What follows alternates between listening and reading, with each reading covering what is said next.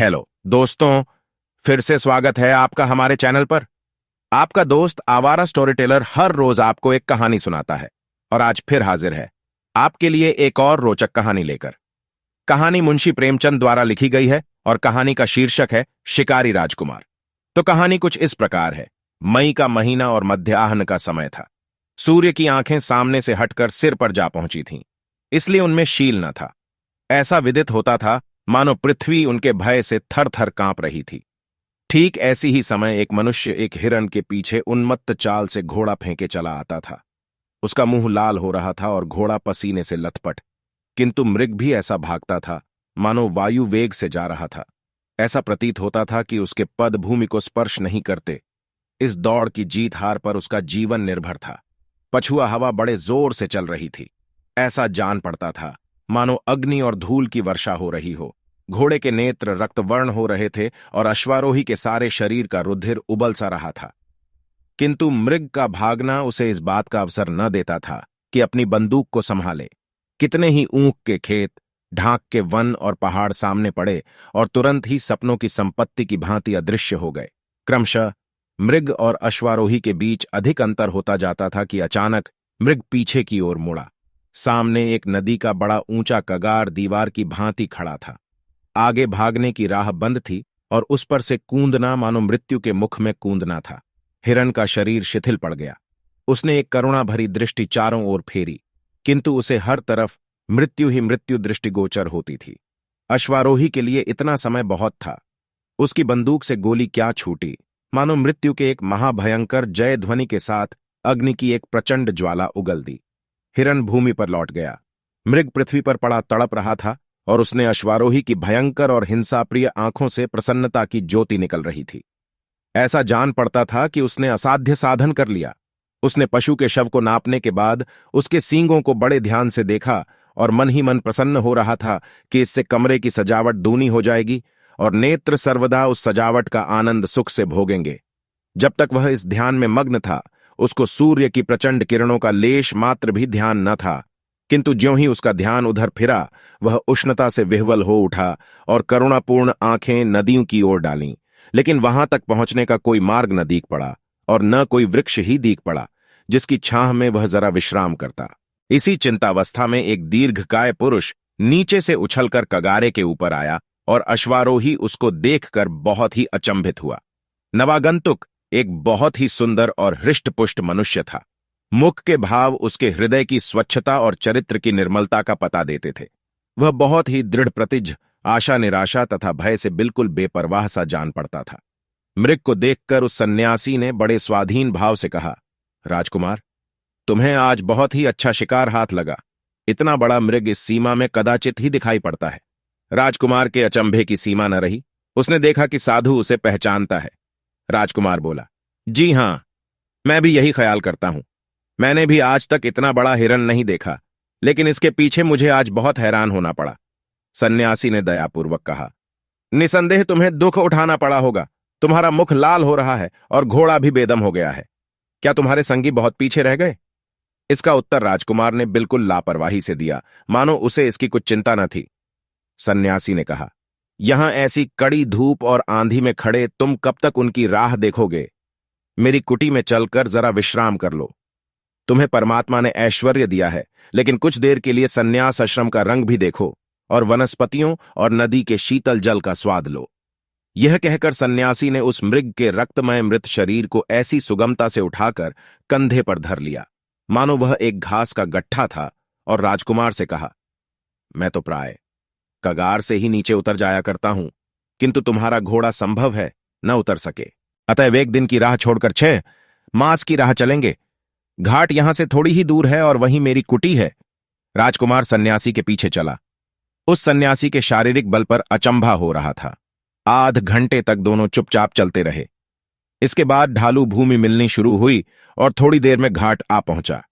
वहीं कदम्ब कुंज की घनी छाया में, जहां सर्वदा मृगों की सभा सुशोभित रहती, नदी की तरंगों का मधुर स्वर सर्वदा सुनाई दिया करता, जहां हरियाली पर मयूर थिरकते, कपोतादि पक्षी मस्त होकर झूमते, लता द्रुमादि से सुशोभित सन्यासी की एक छोटी सी कुटी थी।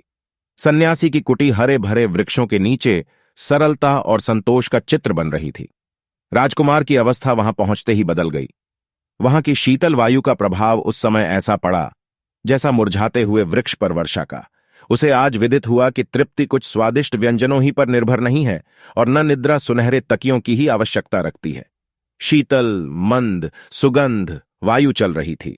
सूर्य भगवान अस्पताल को प्रयाण करते हुए इस लोक को त्रिषित नेत्रों से देखते जाते थे और सन्यासी एक वृक्ष के नीचे बैठा हुआ गा रहा था, ऊधो कर्मण की गति न्यारी। राजकुमार के कानों में स्वर की भनक पड़ी। उठ बैठा और सुनने लगा। उसने बड़े बड़े कलावंतों के गाने सुने थे, किंतु आज जैसा आनंद उसे कभी प्राप्त नहीं हुआ था। इस पद ने उसके ऊपर मानो मोहिनी मंत्र का जाल बिछा दिया। वह बिल्कुल बेसुध हो गया। सन्यासी की ध्वनि में कोयल की कूक सरीखी मधुरता थी। सम्मुख नदी का जल गुलाबी चादर की भांति प्रतीत होता था। कूलद्वय की रेत चंदन की चौकी सी दिखती थी।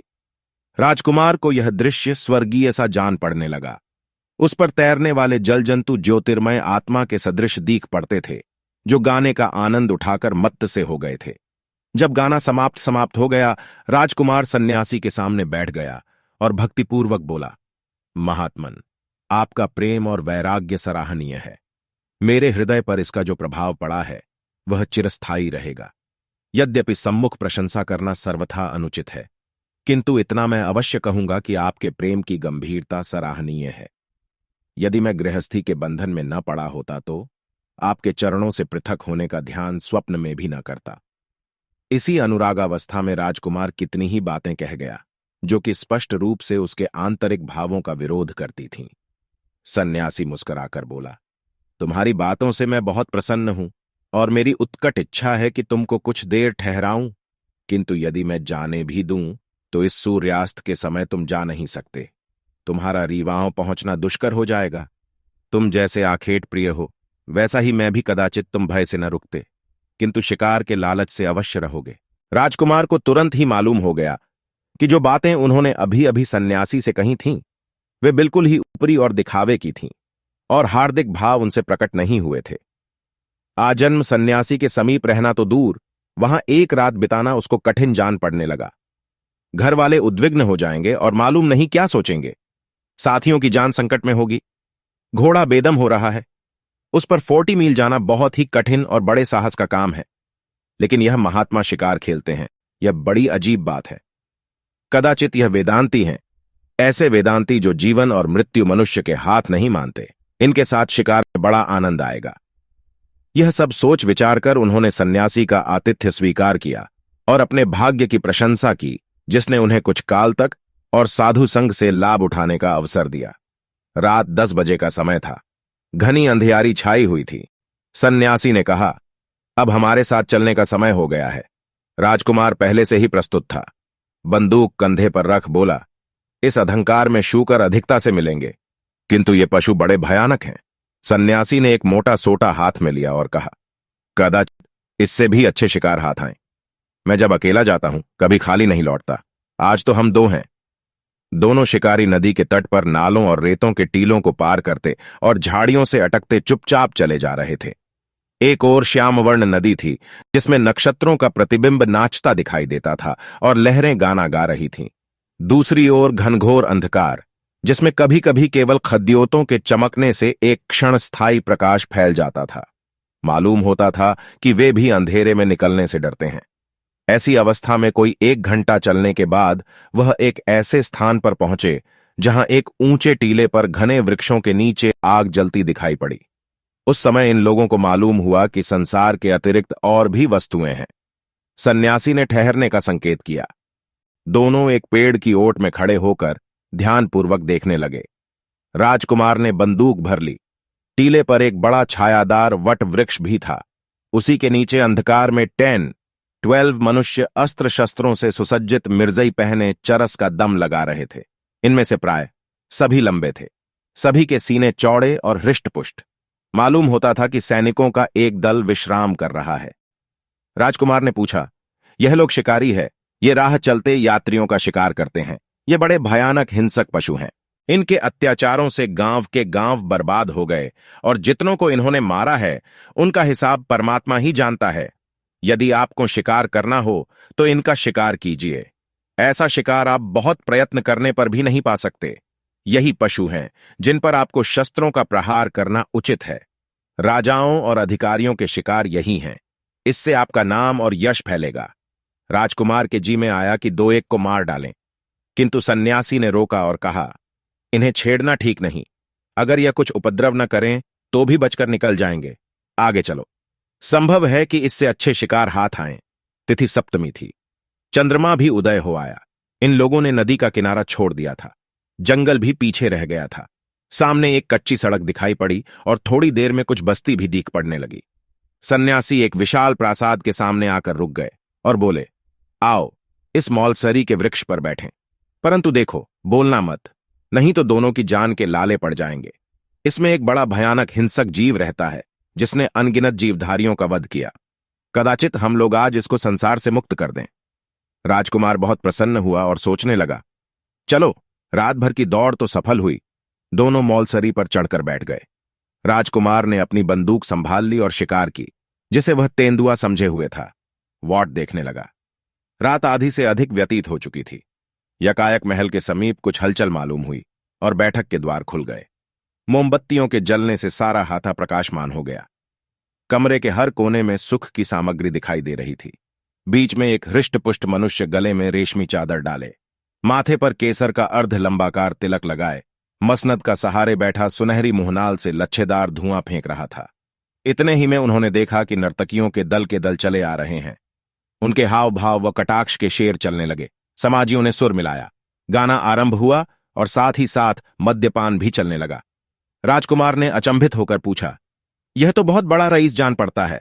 सन्यासी ने उत्तर दिया, नहीं, यह रईस नहीं है, एक बड़े मंदिर के महंत हैं, साधु हैं, संसार का त्याग कर चुके हैं, सांसारिक वस्तुओं की ओर आंख नहीं उठाते, पूर्ण ब्रह्म ज्ञान की बातें करते हैं।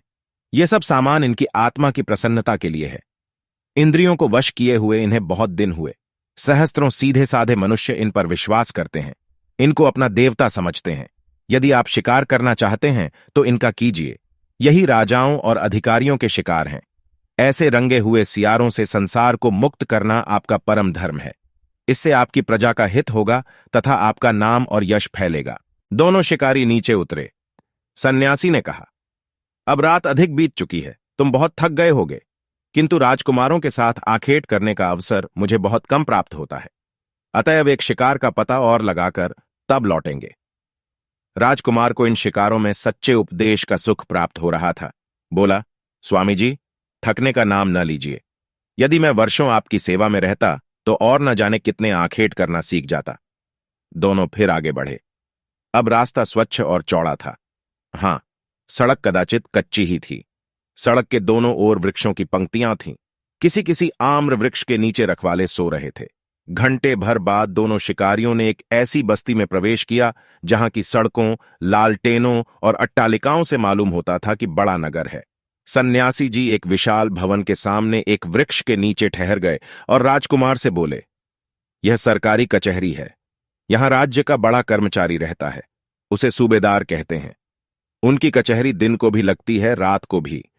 यहां न्याय सुवर्ण और रत्नादिकों के मोल बिकता है। यहां की न्यायप्रियता द्रव्य पर निर्भर है। धनवान दरिद्रों को पैरों तले कुचलते हैं और उनकी गुहार कोई भी नहीं सुनता। यही बातें हो रही थीं कि यकायक कोठे पर दो आदमी दिखलाई पड़े। दोनों शिकारी वृक्ष की ओट में छिप गए।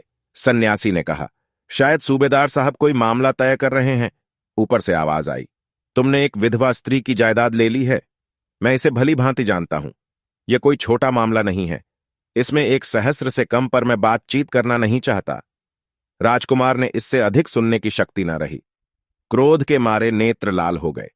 यही जी चाहता था कि इस निर्दयी का अभी वध कर दूं, किंतु सन्यासी जी ने रोका। बोले, आज इस शिकार का समय नहीं है। यदि आप ढूंढेंगे तो ऐसे शिकार बहुत मिलेंगे। मैंने इनके कुछ ठिकाने बतला दिए हैं।